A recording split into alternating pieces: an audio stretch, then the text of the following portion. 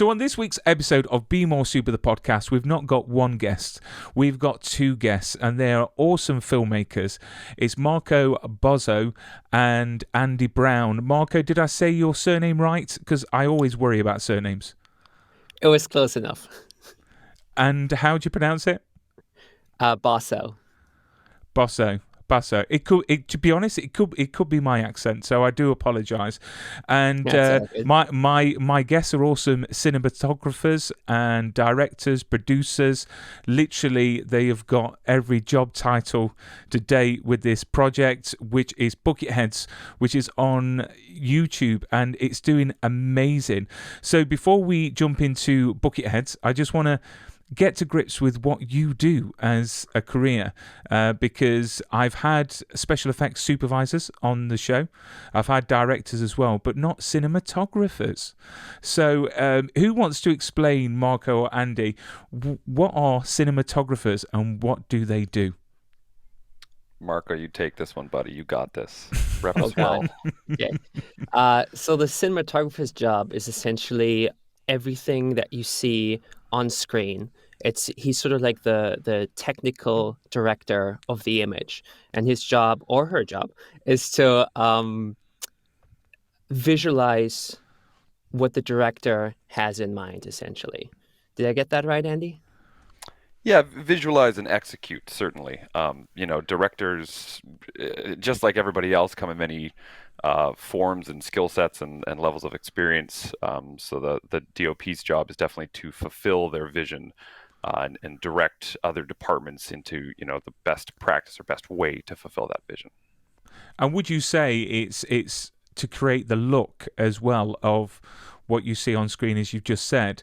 Because there are certain films and certain projects that have got a special look about them that can't be replaced, like Jeffrey Unsworth.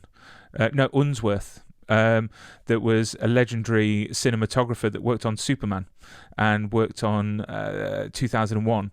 So his look is very distinguished to him. So would you say that that's the sort of thing that you go for? Have you got an actual look that you individually have, or is it a case of it depends on the project that you're working on? I would say it absolutely depends on the project you're working on. I mean, there are certainly styles and types of looks that Marco and I are drawn to, and that we prefer visually. But as a director of photography, you are working for that production company, that director, those creatives and their vision. And every project is different. You have a certain level of input on that vision, on how it goes. But oftentimes a director will talk in broader terms, right? They want a warm feeling, something to feel, or in general themes and bigger picture verbiage. And it's our jobs as directors of photography to take that verbiage and execute it into a look, just like you're saying. And with this project, Bucketheads, you've gone from cinematographers to now directors and producers. So if you could tell, the lovely listeners and viewers on how this project came about, because if they haven't seen it, it is absolutely drop dead gorgeous visually. The story, I just think it's awesome. I have never rooted for Stormtroopers before, and they're my all-time favourite now. So how did the project come about? Who wants to go? Marco? Sure thing. So it started ultimately from a love of Star Wars, but also because we were, as filmmakers, just trying to find something that we could execute on a very high level. And ultimately, it came down to, what do we have access to? At the time, I was just becoming a member of the 501st Legion, which is a worldwide Star Wars costuming organization that does a lot of charitable work. And their whole shtick is that they dress up as bad guys from Star Wars in film-accurate costumes. So I was on a journey to build a screen-accurate Stormtrooper anyway, then realized I have a group of really enthusiastic guys here who have like 50 Stormtroopers between them. Let's just make a movie about Stormtroopers. And that connected to a bigger network of Star Wars enthusiasts that had droids and rebels and props and set pieces and all sort of stuff that you would need to make a really good-looking Star Wars film. And honestly, once it started, it was just it kept going because everyone was so into it and loving Star Wars and wanting to tell the story and continue. So we're still doing it to this day. And Andy, did you both work together before the project, or was this a project that got you both together as collaborators on the project? I'm sorry, the early part of that question cut out. Could you repeat the question? So was this a project that got you and Marco together, working together, or did you work previously? Actually, yeah, this was basically the inception of Marco and I. We met as film technicians on a volunteer set. Oh my gosh, 2015 perhaps, and moved in the very first day that we met. We decided we were going to become roommates. It was a bit of fate, as you could call it. And just in living together for some 2.5 years, we pretty quickly identified that our goals were pretty similar, and that we both wanted to be filmmakers and directors of photography. And in knowing that, and not really having shot much professionally ourselves, we wanted to take on a project that we held all the cards, could make all the calls, and really have some creative influence over. So it very much was the inception point of Marco and I, Bucketheads. And was there any arguments during the filming? Did you get on? Was there any disagreement, creative differences, or are you still very good friends? There's arguments every day. Yeah, that's our style. We're basically an old married couple, and everyone who works with us knows that, and I think loves to see it. But that's how all our best ideas come to be. It's a lot of arguing, very very passionate arguing, because we both have very strong ideas of what this should be. I think that's the kind of people you want to set yourself up with, right? You want to be challenged by people you respect and adore, honestly. So it's really nice to work with Marco, and I have to back it up with why I want this and why I think it makes sense, and it's a good thing creatively. That is awesome. And in 2018, so this film was released. It's had a few views since then. 2.5 million views, which is absolutely astonishing, and rightly so, because it is awesome. I'm going to put a poster up, because the poster, I want to buy this poster and put it on my wall. It is awesome. Like literally, the artwork on this is just amazing. So did you realize it was going to be such a hit when making it, to the impact that it's had today? I actually, or Marco, you want to take this? I only got about half the question, so why don't you start? That's what I was going to say too. I missed the first half of the question. It kind of had a little audio blip again. I'm so sorry. It's okay. Let me repeat for you. So obviously in 2018, this movie came out and it had 2.5 million views. Did you feel that it was going to have this much of an impact when making this short film that it's got today? Well, I think every filmmaker hopes that that's what's going to happen, and I think we certainly felt we had something special on our hands. That it grew that much, I truly did not expect, but I'm very glad that it did. And did you have any feedback from anyone from the Star Wars franchise, like Mr. Lucas? Is there any message of, well done, guys, you've done a great job? Certainly. So we... It's sort of a tricky situation, because Lucasfilm and their employees are not officially allowed to comment in an official capacity. Oh, wow. But we know for a fact that several key actors of the Star Wars franchise have seen it and loved it, as well as some people who are very high up at Lucasfilm. That is, do you know what? This was what I was talking to Troy about, because, Disney and Star Wars can be a bit of a superpower. So, they can be very strict, and rightly so, because it's a bit like big companies like Apple. Do you know what I mean? They can do what they want to do because they can, and, no one's going to disagree. So, with obviously making a Star Wars fan film, or I wouldn't call it a fan film. It's a fully thingy production. How do you get away with everything Star Wars? How do you get away with having everything, related to the main franchise? I think Troy did go over it a bit, but from your point of view as the directors and producers, I mean, how do you get away with making such a great film that's based on Star Wars? There are sort of three guidelines that we usually try to follow, and Marco and I talk about this quite a bit. Marco, you're going to have to help me with the third one because I always seem to forget it, even though somehow we follow it. I have it ready. But the sort of major two in my mind are, number one, with financing. You need to be very clear in what you're doing. We are not making an official Star Wars property. We are making a Star Wars fan film, made by fans, and the financing is generated from fans. Even in describing that, you have to be somewhat careful, because if you directly take the fans' money for a Star Wars property, that can be problematic. So we run a Patreon for the project, and we have some pretty clear language on there that actually describes that people are donating to our production company, and our intention is creating Bucketheads.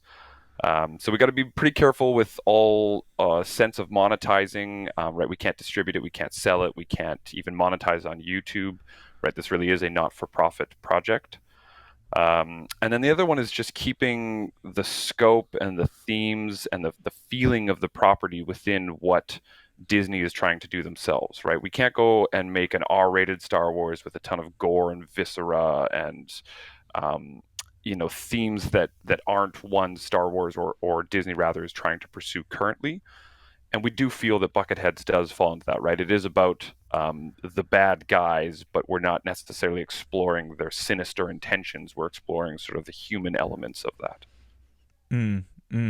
I mean, I suppose I look at this because obviously it's self-funded. Would you say, everyone working on this project is a bit like a calling card for them? It's a bit of like, this is my resume, this is what I can do, because if you're not making any money off it, but yet it's had 2.5 million views, I suppose, how do you attract the filmmakers, the special effects artists and everything like that to join you to make this project, if technically you're not making any money from it because you're not allowed because of Lucasfilms and Disney? Would you say it's a calling card? Absolutely. For the younger guys especially, it is absolutely a calling card and a great showpiece for their ability and a chance to step into bigger roles that previously they may not have had the chance to. On the other hand, we also have a ton of really seasoned professionals who don't need a calling card anymore. They just love playing in this Star Wars sandbox and being able to express themselves and create art without any limitations that are usually put on them in bigger productions. Like we have a bunch of designers who very much just want to put their own spin on it and create without having to answer to a network of studio executives and whatnot. They can just go into this project and play. Yeah, and for the calling card element, it's actually motto is not quite the right word here, but I'll use it anyways. It's sort of the motto of our not-for-profit company we created specifically to do Star Wars and help with the financial elements of that.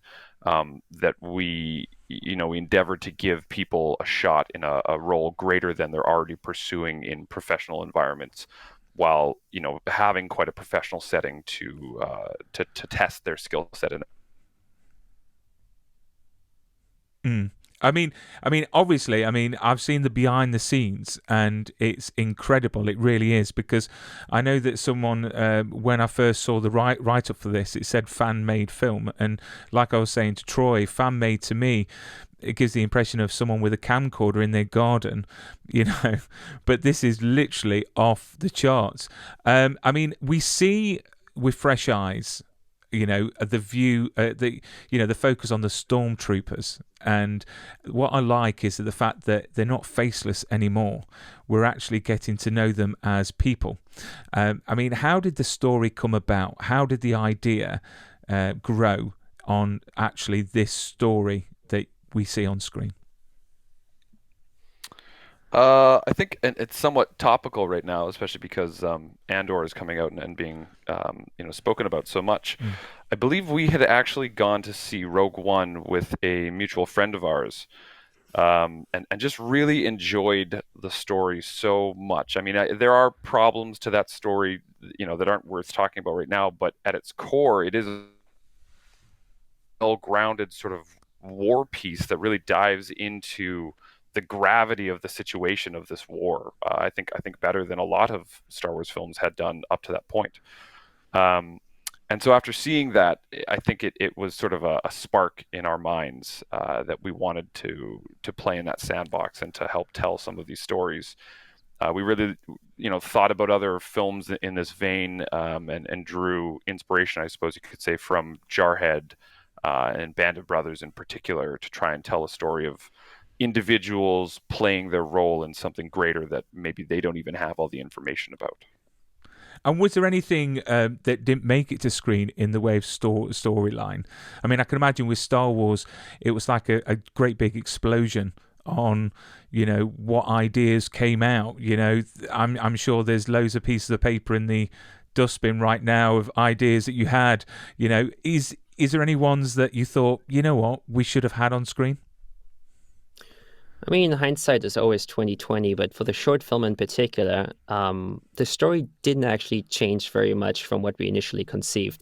What did change was the dialogue multiple times after shooting. That's the beauty with shooting faceless characters. You can just dub them over as many times as you need until you get it right. However, with the series, with season one that we're currently filming, things have gone through a great many revisions. I think we first started writing it a year before we actually started filming it. We had a writer's room going, and just the first episode has changed so dramatically from when we first started talking about it. It's an entirely different story. That being said, we have the entire first season, all 5 episodes of it entirely mapped out. It's a complete story arc that is not going to change in terms of where it starts and where it ends, but how we get there might still change a little bit. I mean, where do you stand in the way of protecting, this storyline, protecting what you've got? I mean, what stops Disney and Lucasfilms seeing these films and thinking, this is amazing, we need to maybe do another series after Mandalorian and Andor and all those, and focus? Yeah, go on. Technically, there's nothing that stops them, but practically, we just know for a fact that Disney, as it stands today, with what it's done with Star Wars so far, will have absolutely no interest in this story whatsoever, because it's just not a subject that they're interested in touching. Which is shocking because it's great. I mean, it's fantastic. So shame on them and lucky for you, because you've got a great series. I've got to say. I mean, I've got to say everything on screen. Let's talk about special effects and the costumes, because we touched on it earlier on, and the TK suits, which are awesome. Which unfortunately, I am the size of a silverback gorilla, so I would not suit a suit like that. I really wouldn't, but I would dream of wearing one, but I wouldn't want to embarrass my kids. Obviously you mentioned that you got all the suits from the garrison that you're part of, which I think is awesome. I mean, how did you work on the special effects, and how were they sort of utilized on set, and did anything go wrong? Because the special effects, again, I think are great. Thank you very much. I mean, how do we do it? We have a team of professionals that we trust wholeheartedly. We are visionaries in the sense that we love to craft the story and come up with these, character moments and moments of action, and how everybody gets through this and does or does not. But execution is always sort of a stair-step process, 1 foot at a time kind of a thing, where first it's what is it, and then some ideas about how we might be able to achieve it, and then some tests until you finally get on set and actually execute it. And that comes with a lot of input from everybody who has a hand in that. Marco and I don't think that we're above anyone we work with in their knowledge of how to pull off very creative shots or explosions or anything like that. I'm sorry, I forget the second part I of the mean, I question. mean, how much of the the film, the short film, and the series is practical opposed to digital?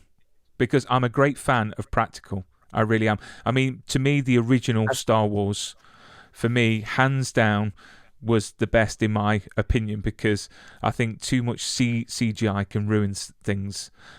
So I think practical all the way. So in this series, how much of it is practical, and how much of it is digital in the way of the special effects? We always do as much practical as we can, but especially with a series like this, we always have to find the best way to marry the two to achieve the best result. One of the honestly proudest moments for me was for sure the model ship that we had made for the Soteria, the transport ship that Nova Squad is using. That is a full miniature, and every time you see the ship in action, it is the actual miniature that be filmed on a whole separate miniature unit with like a techno dolly, which is a computerized robot arm essentially, or crane that can do any sort of motion with pinpoint accuracy and amazing speed. That's how we filmed those shots every single time, and then they were still comped into a digital environment because obviously we couldn't build all of Coruscant, even though we were briefly talking about building that as a miniature as well, but that just exceeded the scope and budget that we have available to us. I mean, Yeah, one of the I mean scenes. there Sorry, go there on. is a. I just wanted to add a little bit. There is a healthy amount of practical in there, and we really do have to find that best blend of how to achieve a large scope, which sometimes the VFX can really help out with, but also wanting to keep it very grounded and feeling lifelike.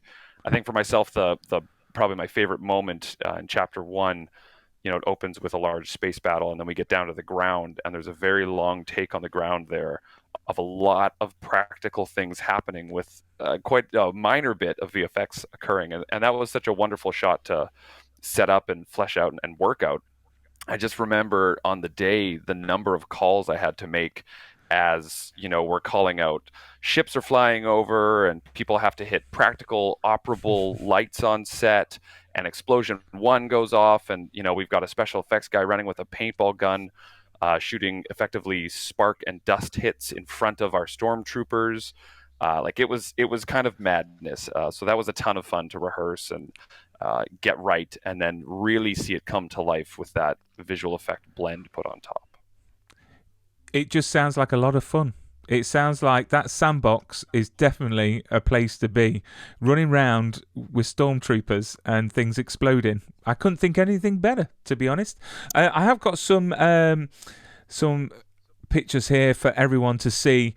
There we go, Sergeant there. I mean, the costumes again are just absolutely amazing. Where was the location for this? Because the location was awesome. I think that is from. Is it that's from the film, isn't it? The short film. Am I right Yeah, saying that's that? correct.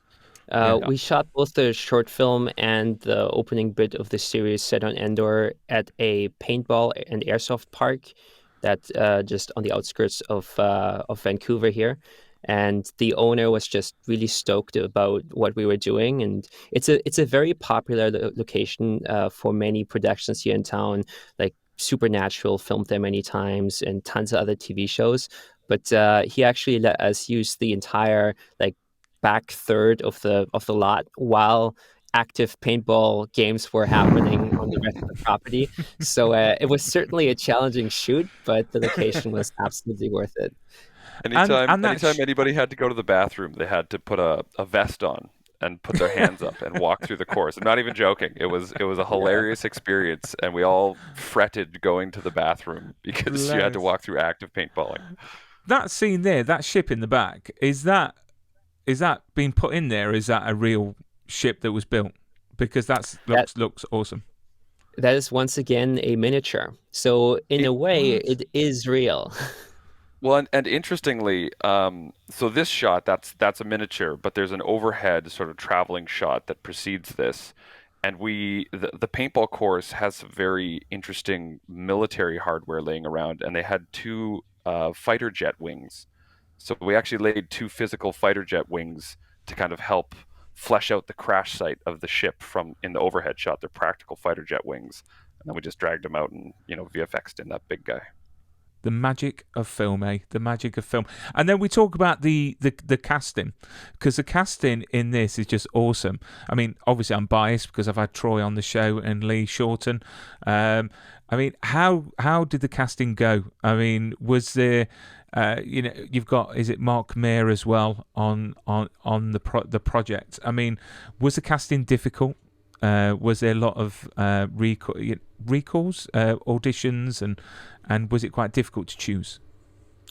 It was actually super easy because I wrote the part of Torrance Surrender with Troy in mind from the get-go. I've known Troy for a very long time, almost 10 years now, and he's just such an amazing actor. So, I don't know, for me it just clicked instantly. I just knew that he would be the best to play that part.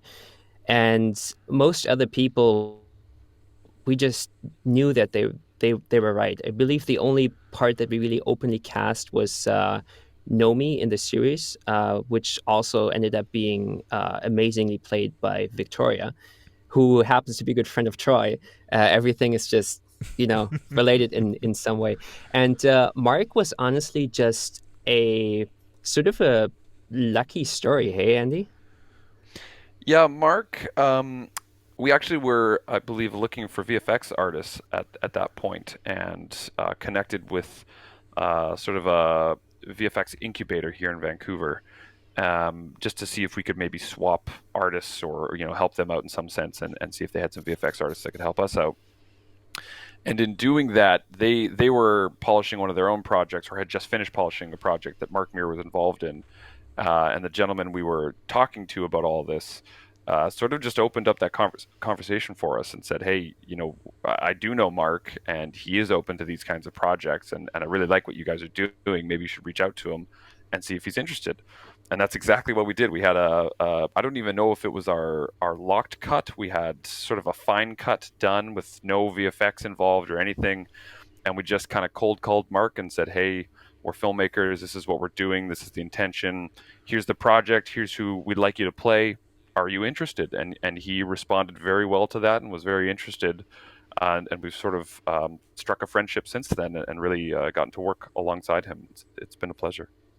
And honestly, just having the privilege to direct Mark in the voice booth after being a massive fan of Mass Effect my entire life, that was just one of the best moments of my entire life. Honestly, just amazing.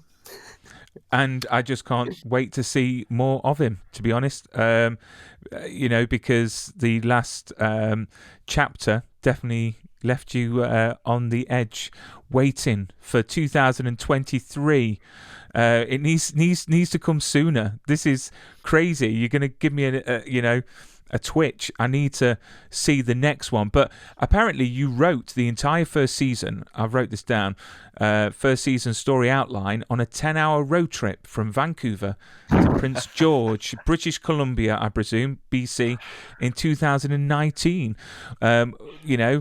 Is this true? And why weren't you listening to a bit of country music? Because there's no reception on that part of the highway anymore. Yeah, it's very true. That's entirely true. Marco and I seem to do our best writing when we are traveling together. It's always kind of been a thing. We've taken many trips together, and we find that's just a great point of downtime to really sink our teeth into, whatever it is we're trying to write.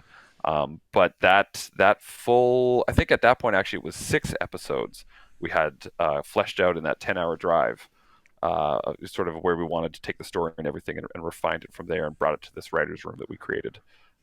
But that's really where the key points of it came from.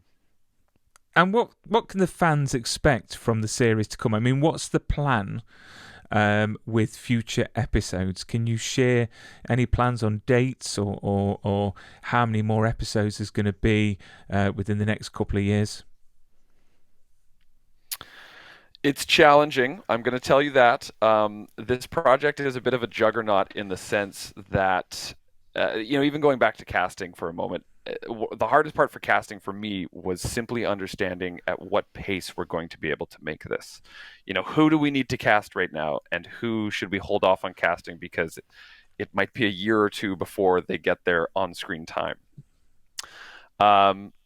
The intention has always been that the Patreon, our hope, I suppose I should say, is that the Patreon would get to a level that by episode 2 we could, garner our funds for a few months and then really get into pre-production, principal, and post-production very closely. That hasn't quite gotten there, and a huge shout out to the Patreons that have donated to this project. I mean, it really, really only happens because those people continue to donate, and that's what keeps us going. That is all the money that we use. So what I can say is that we're going into our next shooting block very likely in late October. We have been exceptionally lucky in taking in very large, very generous donations from a number of very high-level union shows around town.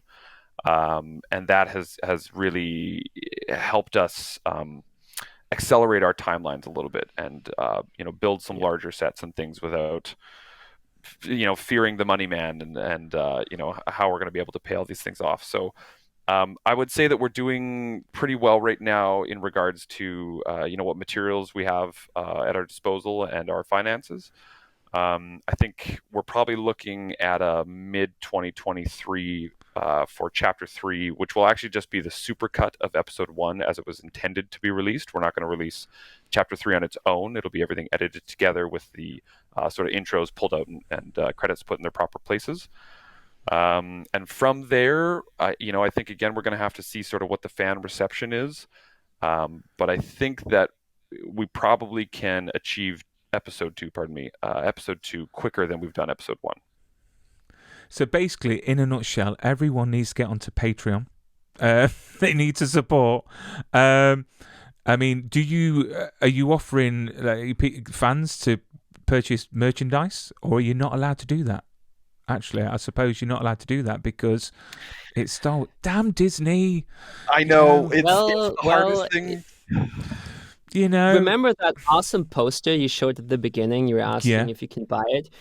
Technically, no, you can't buy it. But if you support us on Patreon, it's one of the many awesome rewards that we will give you as a patron.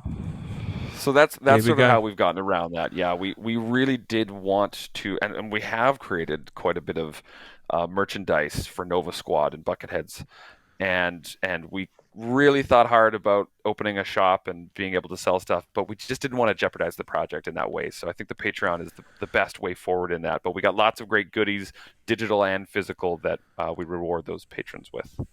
And I will definitely put a link at the bottom of the description of this video and on the podcast description as well. And it's funny you say about the sets, because I've read here, is this true? A large part of the practical sets in the show were built from leftover and discarded materials and set pieces from cancelled TV shows. So were there any cancelled TV shows that you can mention that you may have used the sets from? I actually don't think we're allowed to say the names of the shows that gave us materials, but they are really big shows that most people probably have seen. There's one that I officially signed a donation contract for. Oh, perfect. So I feel that I'm okay saying this one, Lost in Space. Lost in Space was, and they were probably our first very large donation towards the show, and I did sign proper contracts and things with them. So that was one. There have been probably 3 other shows that I can think of, very large shows that have donated just a ton of material and clothing and everything to us. So that really keeps us going. Well, it just makes sense because... Sorry, go on. I just spent all of yesterday stuffing a 5-ton truck yet again at a film studio with all the leftover set deck and props from a show that just shut down. And there's half a spaceship in that truck now, and we just get to use that material. We have to repaint it so people can't really tell what it's from. But if people really know those shows, they will probably be able to pick out certain pieces. We're like, wait, is that from the that thing? And Do we you know do our what? best to change all that too. We do our best Yeah. to change that stuff up as much as possible. I feel also you might be missing a trick because the sponsors of my show, which are Prop Store. I don't know if you're aware of Prop Store, but Prop Store are one of the biggest. They've got offices in LA and in London, and they deal with props and costume pieces from shows, and they go for a lot of money. They do. You know, and if your hands, you know, may have props and costumes from certain shows. I mean, for example, they sold at one of their recent auctions. That went for. Do you want to take a guess on what that sold for? Oh, Marco, your guess is probably going to be a lot closer than mine. You guess for both of us. This is a Stormtrooper helmet from the New Hope, A New Hope. You know, the first one. So £25,000. well off. Well off. It went for $140,000. Jesus. Wow. And they sold a Han Solo jacket that Harrison Ford had, and that was a lot more than that. I mean, they are literally... Stephen Lane, who's the CEO, he was one of the creative consultants on some of the last Star Wars movies. So I'm just saying, if you've got a few pieces at hand, give Prop Store, you know, an email. I can add you to a thread. I can introduce you, and who knows, that could fund your next couple of episodes quite quickly. Who knows? But no, I mean, obviously, you know, the part of Torrin was Troy, and we see Lee Shorten in the show as well, and I'm really pleased to hear some English accents in there as well. Which I mean, is awesome. it's Star Wars. You know, especially from the Imperial perspective, there simply needs to be some English accents. I mean, what's been the most challenging part of making Bucketheads for you both, like individually? I think for myself, honestly, doing it whilst having to work a regular day job. The burning the midnight oil is like my everyday. You know, it has been very challenging, especially with COVID and the pandemic and everything that's, you know, occurred in the last few years worldwide. Um, the passion is always there. The energy, I sometimes have to push and push and push because it is just very difficult to do something that we aren't able to see any monetary gain from, you know, simply for those necessary costs in life, like keeping a roof over your head. Yeah. And Marco? Yeah. For me, I guess it's just running a volunteer project for years and years and years on end, because filmmaking is great when you can just ask the right people, hey, I need this, I need this, I need this, and they just do it because it's their job. But if it's a volunteer project, you just really have to find the team that has the passion, the energy, and the capacity to stick around and actually see it through. And like Andy said, everyone needs to make a living as well.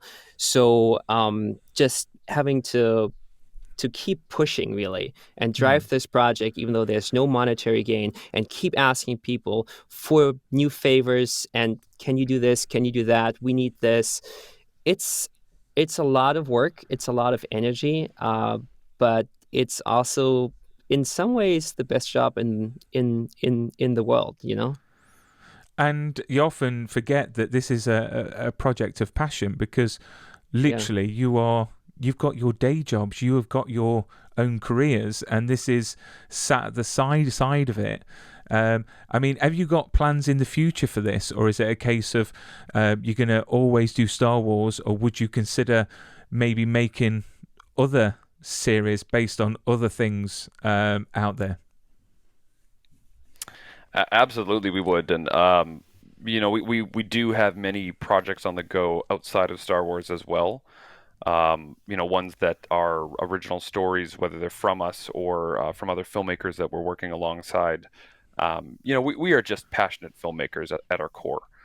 Star Wars is such a wonderful sandbox to play in, and we're very fortunate to have a lot of assets that allow us to do that at quite a high level. So we're very happy to continue playing there, and would love to do that for the rest of our lives and alongside Disney if they'd ever have us. But we're certainly not afraid of stepping outside of that sandbox into other territory, and we do have some plans and some things on the go right now. And where do you see yourself as individuals, like in 10, 20 years? Do you see yourself as directors, cinematographers, producers, or everything? Everything.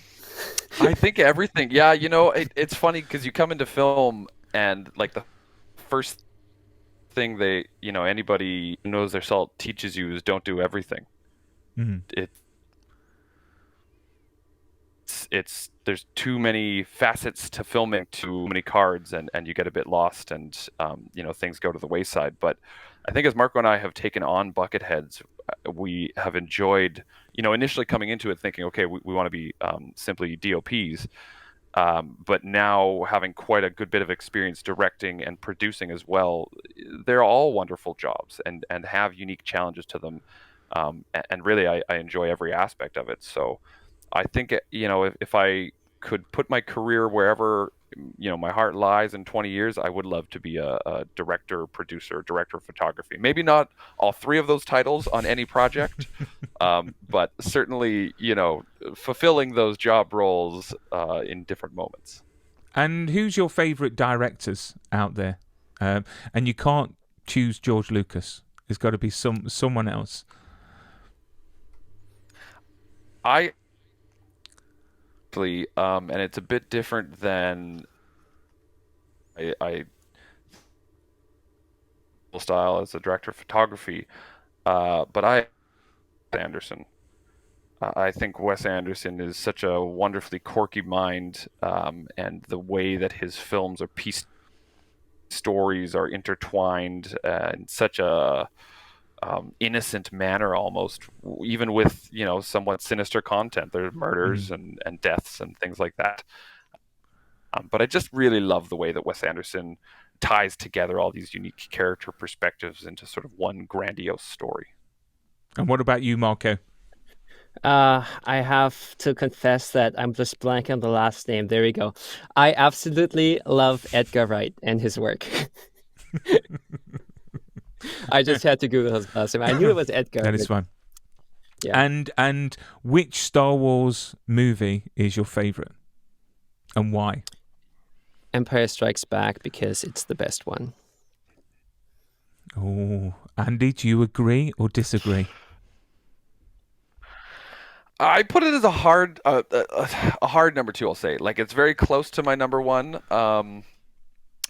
And this probably upsets some people because I feel like they, for the hardcore Star Wars fans, this is removed from anything that's even considered. But Rogue One, I really, really loved Rogue One. It was one of the first times I felt the gravity of the war in Star Wars, which is such a huge portion of everything that is Star Wars. So I really got to go with Rogue One. I've seen it so many times and I just love it. And do you think that Disney is going in the right direction with Star Wars at the moment? Well, having just seen the three episodes of Andor that they came out with, I think so. They've finally found a fresh new direction that works, and finally they've discovered some nuanced writing, which was very refreshing. No, that's awesome. I would agree. Disney has come out with so much lately, and there's tons of great there as well. I mean, everybody loves The Mandalorian. But I have to agree, there's just so much nuance so far in Andor, more so than they've really done up to this point. Gives me good hope. Of course. Yeah, I mean, and Andor I think is great because, again, it's got a completely different feel to Mandalorian and Boba Fett and the rest. And I was a bit disappointed with Boba Fett because the most viewed episode was the one with the Mandalorian in it, which I was a bit, but to be honest, that was the episode that I enjoyed the most. But it was the best one, yeah. It was. Which says a lot about that show. But no, I mean, I've been a Star Wars fan for many, many years, and my wife, it took my wife 2 years to mention that her relative was in Star Wars. And I'll show you a picture. It's a great auntie. Her name was Gilda. And that's her on the right-hand side at the bottom. And she played that character. No way. That so is cool. Amazing. Yeah. I mean, you know what? She shared it. Oh, no. What am I doing now? I'm putting like completely... I've just gone to pot now. Yeah, so I didn't realise. And apparently she shared it with Rusty Coffey, who also starred in the show. And Tom Spina was saying... that at one of the celebrations, because Gilda was credited as Aunt Beru, and they had a big panel at a celebration, and the whole conversation was about Gilda Cohen. So I find it quite comical that, yeah, my wife's related, but she was normal size. She was 3 foot 4 inches tall, but she was in proportion, which is really weird. I've got a passport. It just seems really bizarre. But no, my wife isn't that short, thank goodness. she's a good height. But no, I mean, the show again is available on YouTube, Patreon. Get on it, because you know it's had 2.5 million views. The actual series itself is getting plenty of reviews. And views. You've won so many awards as well. You've been to Dragon Con. Who was the one that met their partner at Dragon Con? That was me. Sorry. No, I'm joking. At least you met someone that likes conventions. My wife hates conventions. I feel so lucky in that experience. Like, yeah, to meet my wife at, you know, where my passions lie, and to know right away that we click sort of in that sense was really exceptional. And that is because of Bucketheads, which is great, wasn't it? Because you was there showing the movie, and so everything's worked out for you. But I would love to have you on again once the next chapter comes out. I cannot wait. I mean, what have we got to look forward to in the next chapter? Because the recent chapter left us on tender hooks. So, I mean, what sort of things can we, you know, without ruining anything, NDAs? Well, you're the directors and producers, so you can say whatever you want. I think what I can promise already at this point is the biggest, coolest space chase sequence you've ever seen in a fan film. I love it when you say fan film, because I am literally, I think that this show rivals Disney. I think literally the effects, the way it looks. I mean, am I right in saying you've even used some of the same technology that they used in the Mandalorian, which are the big screens, which are doing fantastic work? And there'll be more of that. There'll be more of that. That is awesome. You know, I cannot wait. But Andy, Marco, you've been great guests. It's been lovely to have you on. Keep safe and stay super. Thank you. Awesome. You too. Thank you so much, Brian.